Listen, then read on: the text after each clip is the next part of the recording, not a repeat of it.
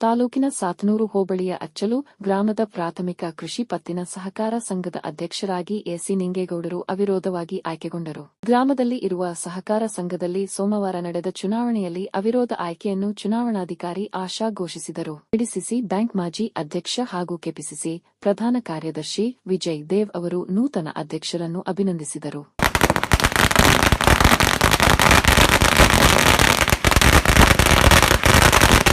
ಇದೇ ಸಂದರ್ಭದಲ್ಲಿ ಮಾತನಾಡಿದ ವಿಜಯ್ ದೇವ್ ಅವರು ಅಧ್ಯಕ್ಷರಾಗಿ ಆಯ್ಕೆಯಾಗಿರುವ ನಿಂಗೇಗೌಡ ಅವರಿಗೆ DK Shivakumar, DK Suresh, MLC ಹಾಗೂ ಹೊಸದಾಗಿ ನಿರ್ದೇಶಕರಾಗಿರುವ ರಮೇಶ್ ಪರವಾಗಿ ಧನ್ಯವಾದಗಳನ್ನು ಹೇಳಲು ಇಷ್ಟಪಡುತ್ತೇನೆ. ಕನಕಪುರ ತಾಲೂಕಿನಲ್ಲಿಯೇ ಅತ್ಯಂತ ಚಿಕ್ಕ ಸೊಸೈಟಿ ಎಂದರೆ ಅಚ್ಚಲು ಸೊಸೈಟಿ. ಕೇವಲ 4 ಊರಿನ ವ್ಯಾಪ್ತಿ ಈ ಸೊಸೈಟಿಗೆ ಬರುತ್ತದೆ ಎಂದು ಹೇಳುತ್ತಾ ಸರ್ಕಾರದಿಂದ ಬರುವ ಅನುದಾನ ಹಾಗೂ ಸವಲತ್ತುಗಳನ್ನು ಬಳಸಿಕೊಂಡು ನೂತನ ಅಧ್ಯಕ್ಷರು ಸಂಘದ ಅಭಿವೃದ್ಧಿಪಡಿಸಲಿ ಎಂದು ಹಾರೈಸಿದರು.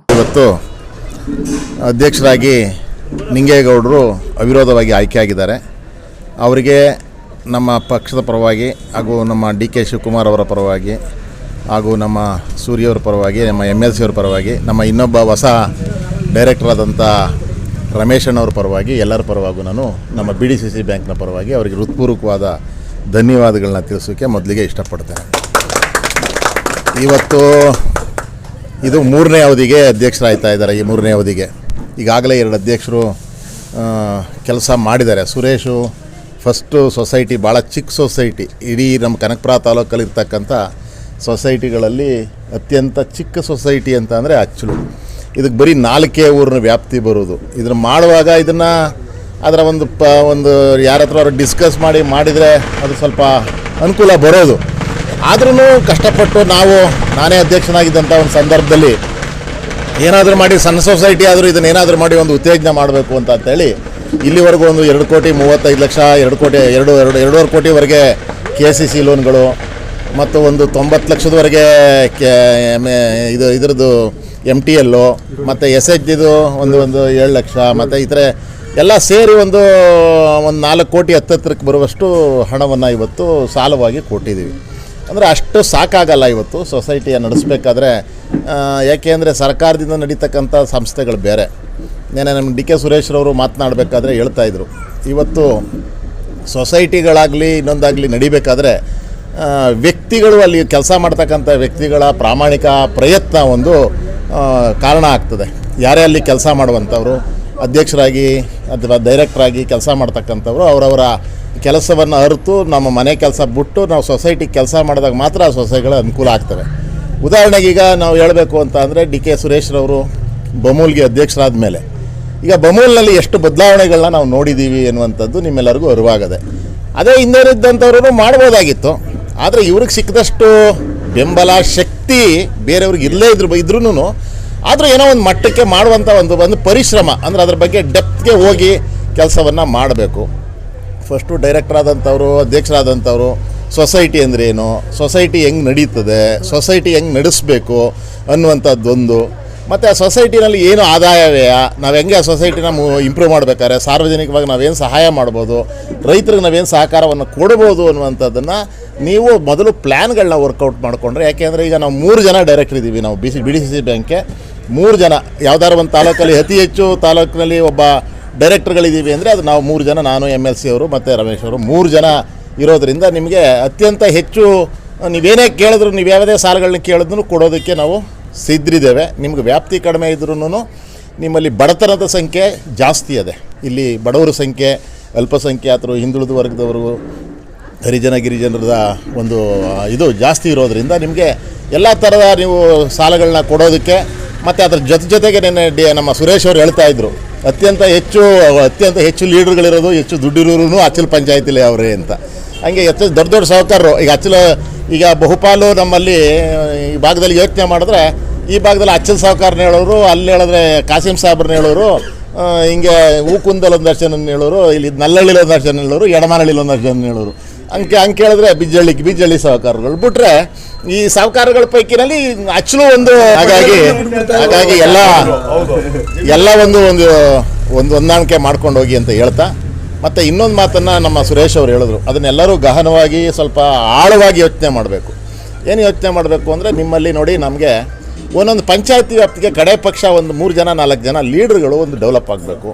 ಆ ಪಂಚಾಯತಿಗೆ ಏನು ಕೆಲಸ ಆಗಬೇಕು, ಯಾವ ರಸ್ತೆ ಆಗಬೇಕು, ಯಾವ ಕೆರೆ ಆಗಬೇಕು, ಯಾವ ಬಡವ್ರಿಗೆ ಏನಾದ್ರು ಮನೆ ಕೊಡಿಸ್ಬೇಕು, ಯಾವ ಒಂದು ವಿಧವಾ ವೇತನಗಳು ಕೊಡಿಸ್ಬೇಕು, ಅಥವಾ ದೇವಸ್ಥಾನಗಳು ಕಟ್ಟಬೇಕು, ಅಥವಾ ಡೈರಿ ಬಿಲ್ಡಿಂಗ್ ಕಟ್ಟಬೇಕು, ಅಥವಾ ರೈತರಿಗೆ ಸಾಲ ಕೊಡಿಸ್ಬೇಕು, ಇಂಥದನ್ನು ಆಲೋಚನೆ ಮಾಡಿ ಇಡೀ ಒಂದು ಪಂಚಾಯತಿ ವ್ಯಾಪ್ತಿಯನ್ನು ಒಬ್ಬ ಲೀಡರ್ಶಿಪ್ ಬೆಳೆಯುವಂಥ ಯಾರು ಒಬ್ಬ ಲೀಡರ್ ಬೇಕು. ನಿಮ್ಮಲ್ಲಿ ಮಸ್ತಾಗಿದ್ದೀರಿ, ಎಲ್ಲ ಲೀಡ್ರು, ದುಡ್ಡಿರುವಂಥವ್ರು ಇದ್ದೀರಿ, ಇಡೀ ರಾಜ್ಯದ ಸುದ್ದಿ ಮಾತಾಡುವಂಥವ್ರು ಇದ್ದೀರಿ, ರಾಷ್ಟ್ರ ಸುದ್ದಿ ಮಾತಾಡುವಂಥವ್ರು ಇದ್ದೀರಿ, ವಿದೇಶದ ಸುದ್ದಿ ಪ್ರಪಂಚ ಸುದ್ದಿ ಮಾತಾಡುವಂಥವ್ರು ಇದ್ದೀರಿ. ಆದರೆ ಯಾರೂ ನಿಮ್ಮ ಪಂಚಾಯಿತಿಯ ಒಂದು ಅಭಿವೃದ್ಧಿ ಬಗ್ಗೆ ಕಾಳಜಿ ವಹಿಸಿ ಇಡೀ ಪಂಚಾಯತಿನ ಒಂದು ವ್ಯಾಪ್ತಿಗೆ ತಗೊಂಡು ಲೀಡರ್ಶಿಪ್ ಮಾಡುವಷ್ಟು ಶಕ್ತಿಗೆ ನಿಮ್ಮಲ್ಲಿ ಬಂದಿಲ್ಲ. ಅದನ್ನು ರೂಢಿಸ್ಕೊಳ್ಳಿ. ನಿಮ್ಮಲ್ಲಿ ಏನೂ ಕೊರತೆ ಇಲ್ಲ, ಎಲ್ಲವೂ ಇದೆ ಅಂತ ಹೇಳಿದ್ದಾರೆ. ಅದು ನಿಜವಾಗ್ಲೂ ನೀವೆಲ್ಲ ಒಂದು 10 ಸಾರಿ ಯೋಚನೆ ಮಾಡಬೇಕು. ಇಲ್ಲಿ ಏನು ಅಂದರೆ ಅವ್ರ ಕಾಲು ಇವರು, ಇವ್ರ ಕಾಲು ಅವರು, ಅವ್ರ ಕಾಲು ಇವರು, ಇವ್ರ ಕಾಲು ಅವರು, ಎಲ್ಲ ಮುಗಿದೋದ್ಮೇಲೆ ನಮ್ಮ ಪಾರ್ಟಿಯವ್ರು ನಮ್ಮವ್ರನ್ನೇ ಹೇಳ್ಕೊಳ್ಳೋದು ಕಾಲನ್ನ. ಇವನಾಗ್ಬಿಟ್ರೆ ಇವನಾಗ್ಬಿಟ್ರೆ ಬೇರೆಯವ್ರಿಗೆಲ್ಲ ಅವಕಾಶ ಮಾಡಿಕೊಡೋದು. ಈ ಕೆಲವರು ಕಿತಾಪತಿ ಮಾಡೋರು, ಇದನ್ನು ಆ್ಯಕ್ಟಿವಿಸ್ಟ್ಗಳು ಕೆಲವರು ಅವ್ರಿಗೆಲ್ಲರಿಗೂ ಅನುಕೂಲ ಮಾಡಿಕೊಡೋದು, ಅವ್ರಿಗೆಲ್ಲ ನೀವೇ ಇನ್ಫಾರ್ಮೇಷನ್ಗಳು ಕೊಡೋದು, ನೀವೇ ಡಾಕ್ಯುಮೆಂಟ್ಸ್ಗಳು ಕೊಡೋದು, ನೀವೇನೇ ಒಂದು ಒಳ್ಳೆ ಕಾರ್ಯ ಆಗೋದನ್ನು ನಿಲ್ಲಿಸೋದು, ಇಂಥದ್ದೆಲ್ಲ ನೋಡಿ ಖುಷಿ ಪಡೋದು, ಇಂಥದ್ದನ್ನೆಲ್ಲ ಮಾಡೋದನ್ನು ಬಿಟ್ಬಿಟ್ಟು ಏನೋ ಒಂದು 4 ಜನಕ್ಕೆ ಯಾಕೆಂದರೆ ಅವಕಾಶಗಳು ಎಲ್ಲರಿಗೂ ಸಿಗೋದಿಲ್ಲ. ಅವಕಾಶಗಳು ಸಿಗೋದು ಕೆಲವೇ ಮಂದಿಗೆ. ಈಗ ನಿಂಗಪ್ಪನ ಜೊತೆಯಲ್ಲಿ ಈಗ ಅಧ್ಯಕ್ಷರಾಗಬೇಕಾದ್ರೆ ಅವನ ಥರ ಒಂದು 100 ಜನ ಅಷ್ಟೇ ಅಧ್ಯಕ್ಷರಿಗೆ ಅವಕಾಶ ಸಿಗೋದಲ್ಲ, ಅದು ಅಷ್ಟು ಸುಲಭವಾಗಿ ಸಿಗೋದಿಲ್ಲ. ಎಲ್ಲರಿಗೂ ಆಸೆ ಇರ್ತದೆ, ಆದರೆ ಅದು ಹಣೆಯಲ್ಲಿ ಬರೆದಿರಬೇಕು, ಮತ್ತು ಒಂದು ಮಾಡುವಂಥ ಒಂದು ಶಕ್ತಿ ಇರಬೇಕು. ಆ ಸಿಕ್ಕದಂಥ ಅವಕಾಶನ ಸದುಪಯೋಗ ಮಾಡಿಕೊಂಡು ಒಂದು 4 ಜನಕ್ಕೆ ಅನುಕೂಲ ಮಾಡುವಂಥ ಒಂದು ದಿಕ್ಕಿನಲ್ಲಿ ನೀವೆಲ್ಲ ಮಾಡಿ, ನಿಮಗೆಲ್ಲ ಒಳ್ಳೆಯದಾಗಲಿ. ಈಗ ಡಿ ಕೆ ಶಿವಕುಮಾರ್ ಅವ್ರಿಗೂ ಮುಂದಿನ ದಿನಗಳಲ್ಲಿ ಒಳ್ಳೆಯ ದಿನಗಳು ಸದ್ಯದಲ್ಲೇ ಬರುವಂಥ ಎಲ್ಲ ಲಕ್ಷಣಗಳಿದೆ. ಆಗ ರಾಜ್ಯದ ನಾವೇನಿದ್ರು ಇವತ್ತೇನು ನಾವು ಉಪಮುಖ್ಯಮಂತ್ರಿಗಳಾಗಿ ಡಿ ಕೆ ಶಿವಕುಮಾರ್ ಅವ್ರು ನೋಡ್ತಾ ಇದ್ದೀವಿ. ನಾವು ಅವ್ರನ್ನ ಮುಖ್ಯಮಂತ್ರಿ ಆದರೂ ಅಂದ ತಕ್ಷಣವೇ ಎಲ್ಲನೂ ಅವರೇ ತಂದು ಕೊಟ್ಬಿಡೋಕ್ಕಾಗಲ್ಲ. ಅದಕ್ಕೆ ಮೊದಲು ನಮಗೆ ಏನೇನು ಬೇಕು, ನಾವೇನೇನು ಮಾಡಬೇಕು ಅನ್ನುವಂಥ, ನಮ್ಮ ಪಂಚಾಯತಿಲಿ ಏನೇನು ಆಗಬೇಕು ಅನ್ನುವಂಥದ್ದನ್ನ ನಾವು ಆಲೋಚನೆ ಮಾಡ್ಕೋಬೇಕು. ನಮಗೇನು ಅವ್ರು ಮುಖ್ಯಮಂತ್ರಿ ಆಯ್ತಾರೆ ನಿಜ, ಮುಖ್ಯಮಂತ್ರಿ ಆದ ತಕ್ಷಣ ಅವರು ಒಂದು ಸರಿ ತೆಗೆದು ಒಂದು 200 ಕೋಟಿನ ಅಚಲ್ ಪಂಚಾಯತಿಗೆ ಬಿಸಾಕ್ಬಿಡೋಕ್ಕಾಗೋದಿಲ್ಲ. ಈಗ ನೀವು ಅದಕ್ಕೆ ಏನು ಮಾಡ್ಬೋದು, ನಮ್ಮ ಪಂಚಾಯತಿಲಿ ಎಲ್ಲೆಲ್ಲಿ ಏನೇನು ಕೆಲಸಗಳು ಮಾಡ್ಬೋದು ನಾವು ಅನ್ನುವಂಥದ್ದನ್ನ ನೀವು ಒಂದು ಪ್ಲ್ಯಾನ್ ಇಟ್ಕೊಂಡಿದ್ರೆ ಬಂದ ತಕ್ಷಣ ನಾವು ಅದನ್ನು ಇಂಪ್ಲಿಮೆಂಟ್ ಮಾಡೋಕ್ಕೆ ಅರ್ಥ ಆಗ್ತದೆ. ಆ ದಿಕ್ಕಿನಲ್ಲಿ ನೀವೆಲ್ಲ ಯೋಚನೆ ಮಾಡಿ. ಸೊಸೈಟಿನೂ ಒಂದು ಒಳ್ಳೇದಾಗಲಿ, ಜನಗಳಿಗೂ ಒಂದು ಒಳ್ಳೇದಾಗಲಿ. ಮುಂದೆ ಅಚಲ್ ಪಂಚಾಯತಿಗೇ ಒಂದು ತಾಲೂಕ್ ಪಂಚಾಯತಿ ಆಗದೆ. ತಾಲೂಕ್ ಪಂಚಾಯತಿ ಚುನಾವಣೆ ದೃಷ್ಟಿಯಲ್ಲೇ ಹೇಳ್ತಾಯಿದ್ರು ನೆನ್ನೆ ಸೂರ್ಯವರು. ನೋಡಿರಿ, ಇದು ಯಾರಾದರೂ ಅವರು ಇಷ್ಟು ಜನ ಬಂದು ಯಾವತ್ತಾರ ಒಂದಿನ ಊರಿನವರು ನಮ್ಮೂರಿಗೆ ನೀರಾಗಬೇಕು ಸ್ವಾಮಿ, ನಮ್ಮೂರಿಗೆ ಚರಂಡಿ ಆಗಬೇಕು, ನಮ್ಮೂರಿಗೆ ರಸ್ತೆ ಆಗಬೇಕು ಅಂತ 10 ಜನ ಬರಲಿಲ್ಲ. ಈಗ 4-5 ಗುಂಪು ಮಾಡಿಕೊಂಡು ಅಧ್ಯಕ್ಷರನ್ನ ಕೇಳೋಕೆ ಮಾತ್ರ ಮಸ್ತಾಗಿ ಬಂದಿದ್ದೀರಿ. ಎಲೆಕ್ಷನ್ ಬಂದರೆ ಮಸ್ತಾಗಿ ಬರ್ತೀರಿ, ಅಭಿವೃದ್ಧಿ ಬಗ್ಗೆ ಕೇಳೋಕೆ ಒಬ್ಬರು ಬರಲ್ರಿ ಅಂತ. ಇದು ನಿಜವಾಗ್ಲೂ ಸತ್ಯವಾದ ಮಾತು. ಇದನ್ನೆಲ್ಲ ಅರ್ಥ ಮಾಡಿಕೊಂಡ್ರೆ ನಿಜವಾಗ್ಲೂ ಒಂದು ರಾಜಕಾರಣಕ್ಕೆ ಒಂದು ಬೆಲೆ ಬರ್ತದೆ ಅನ್ನುವಂಥ ಮಾತನ್ನು ಹೇಳಿ ನನ್ನ ಮಾತು ಮುಗಿಸ್ತೇನೆ. ನಮಸ್ಕಾರ. ನೂತನ ಅಧ್ಯಕ್ಷರು ನಿಂಗೇಗೌಡರು ಮಾತನಾಡಿ, ಸಹಕಾರಿ ಸಂಘದ ಅಭಿವೃದ್ಧಿಗೆ ನಿರ್ದೇಶಕರ ಜೊತೆಗೂಡಿ ದುಡಿಯುತ್ತೇನೆ. ರೈತರಿಗೆ ಬೆಳೆ ಸಾಲ ಸೇರಿದಂತೆ ಸರ್ಕಾರದ ಸಹಾಯಧನದಡಿ ನೀಡುವ ಸವಲತ್ತುಗಳನ್ನು ಕಾಲಕಾಲಕ್ಕೆ ಕಲ್ಪಿಸಿಕೊಡುತ್ತೇನೆ ಎಂದು ತಿಳಿಸಿದರು.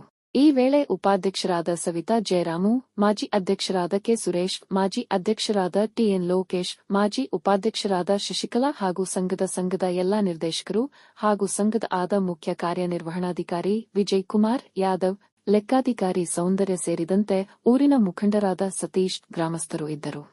ನಾನು ಸುರೇಶ್ ರಾವ್, ಮಾಜಿ ಕೃಷಿ ಪತ್ತಿನ ಸಹಕಾರ ಸಂಘದ ಅಧ್ಯಕ್ಷ, ಮಾಜಿ.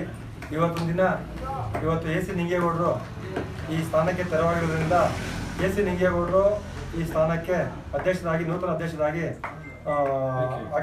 ಆಯ್ಕೆ ಆಗಿದ್ದಾರೆ. ಇವತ್ತು ಡಿ ಕೆ ಶಿವಕುಮಾರ್ ಸಾಹೇಬರು ಹಾಗೂ ಸುರೇಶ್ ಸಾಹೇಬರು ನಮಗೆ ಎಲ್ಲರ ಅವರ ನೇತೃತ್ವದಲ್ಲಿ MD ವಿಜಯದೇವ್ BDC ಬ್ಯಾಂಕ್ ಅಧ್ಯಕ್ಷರಾದಂಥ ವಿಜಯದೇವರವರು ಹಾಗೂ ನಮ್ಮ ದೊಡನಹಳ್ಳಿ ನಮ್ಮ ಕೃಷ್ಣಪ್ಪ ಅವರು ಹಾಗೂ ತಾಲೂಕ್ ಪಂಚಾಯತಿ ಮಾಜಿ ಸದಸ್ಯರಾದಂಥ ಸುಮಂಗಲ ಸುರೇಶ್ರವರು ಹಾಗೂ ನಮ್ಮ ತೋಟಹಳ್ಳಿ ತಾಲೂಕ್ ಪಂಚಾಯತಿ ಮಾಜಿ ರಂಗಣ್ಣರವರು ಮಾಜಿ ಅಧ್ಯಕ್ಷರು. ಇವತ್ತು ಅವರ ನೇತೃತ್ವದಲ್ಲಿ ನಿಂಗಣ್ಣವ್ರನ್ನ ಅಧ್ಯಕ್ಷರನ್ನಾಗಿ ಆಯ್ಕೆ ಮಾಡಿ ಈ ಸ್ಥಾನಕ್ಕೆ ಆಯ್ಕೆ ಮಾಡಿದ್ದೇವೆ. ಇನ್ನು ಮುಂದೆ ಅವರ ನೇತೃತ್ವದಲ್ಲಿ ನಿಂಗಣ್ಣವರ ಸಹಾಯದಿಂದ ನಾವು ಕೂಡ ಅವರಿಗೆ ಕೈ ಜೋಡಿಸಿ ಮುಂದಿನ ಬೆಳವಣಿಗೆಗೆ ನಾವು ಕೈ ಜೋಡಿಸ್ತೀವಿ ಅಂತ ಹೇಳಿ ಇವತ್ತಿನ ದಿನ ಈ ಮಾತನ್ನ ಮುಗಿಸ್ತಾ ಇದ್ದೀನಿ. ಅಚ್ಚಲೂರು ವಿದ್ಯೋದ್ದೇಶ ಗ್ರಾಮೀಣ ಕೃಷಿ ಸಹಕಾರಿ ಸಂಘದ ಮುಖ್ಯ ಕಾರ್ಯನಿರ್ವಹಣಾಧಿಕಾರಿಯಾದ ವಿಜಯಕುಮಾರ್ ಯಾದವಾದ ನಾನು ಈ ಮೂಲಕ ಇಂದು ನೂತನ ಅಧ್ಯಕ್ಷರಾಗಿ ಆಯ್ಕೆಯಾದಂತಹ AC ನಿಂಗೇಗೌಡರವರಿಗೆ ಹೃತ್ಪೂರ್ವಕವಾದ ಧನ್ಯವಾದಗಳನ್ನು ತಿಳಿಸುತ್ತಿದ್ದೇನೆ. ನಮ್ಮ ಸಂಘವು ಇಂದಿನ 3 ವರ್ಷಗಳಿಂದ ಸತತವಾಗಿ ಆದಾಯವನ್ನು ಹೊಂದಿದ್ದು, ಈ ಆದಾಯ ಬರಲು ಕಾರಣರಾದಂತಹ ನಮ್ಮ ಎಲ್ಲ ನೆಚ್ಚಿನ ನಿರ್ದೇಶಕರುಗಳು, ಅಧ್ಯಕ್ಷರು ಮತ್ತು ಉಪಾಧ್ಯಕ್ಷರು ಶ್ರಮಿಸಿರುತ್ತಾರೆ. ಮತ್ತು ಬಹಳ ವಿಶೇಷವಾದಂತಹ ಒಂದು ಗೌರವವನ್ನು ಸಲ್ಲಿಸಬೇಕಾದರೆ ನಮ್ಮ BDCC ಬ್ಯಾಂಕ್ನ ಮಾಜಿ ಅಧ್ಯಕ್ಷರಾದಂತಹ ವಿಜಯ್ ದೇವ್ ಸರ್ ಅವರಿಗೆ ನಮ್ಮ ತುಂಬು ಹೃದಯದ ಧನ್ಯವಾದಗಳನ್ನು ತಿಳಿಸಬೇಕಾದಂಥ ಸಂದರ್ಭ ಇದಾಗಿರುತ್ತದೆ. ಕಾರಣ ನಮ್ಮ ಸಂಘಕ್ಕೆ ಯಾವುದೇ ರೀತಿಯಾದಂಥ ಹೊಸ ಸಾಲವನ್ನು ಕೇಳಿದ ತಕ್ಷಣ ನಮ್ಮ ಸಂಘದಲ್ಲಿ ಯಾವುದೇ ಲೋಪದೋಷಗಳು ಇದ್ದರೂ ಅದನ್ನು ಸರಿ ಮಾಡಿ ಸಂಘಕ್ಕೆ ಅತಿ ಶೀಘ್ರದಲ್ಲಿ ಸಾಲ ಒದಗಿಸಿಕೊಟ್ಟಿದ್ದಾರೆ. ಇವತ್ತು ನಮ್ಮ ಸಂಘ ಉತ್ತಮ ರೀತಿಯಲ್ಲಿ ನಡೆಯುತ್ತಿದ್ದು, ಸತತ 3 ವರ್ಷಗಳಿಂದ 1 ಲಕ್ಷ ಮೀರಿ ಆದಾಯ ಬರುತ್ತಿರುವುದು ಅವರಿಗೆ ಧನ್ಯವಾದಗಳನ್ನು ತಿಳಿಸುತ್ತಾ, ಮತ್ತು ನೂತನ ಅಧ್ಯಕ್ಷರಾಗಿ ಆಯ್ಕೆಯಾದಂತಹ AC ನಿಂಗೇಗೌಡರು ಸಹ ಧನ್ಯವಾದಗಳನ್ನು ತಿಳಿಸಿ, ಮುಂದಿನ ಒಂದು ಸಂಘ ಉತ್ತಮವಾಗಿ ನಡೆಯಲೆಂದು ವಿಶೇಷವಾಗಿ ಅವರಿಗೆ ಗೌರವ ಸಲ್ಲಿಸಿ ನನ್ನ 2 ಮಾತು ಮುಗಿಸ್ತಾ ಇದ್ದೀನಿ. ಧನ್ಯವಾದಗಳು.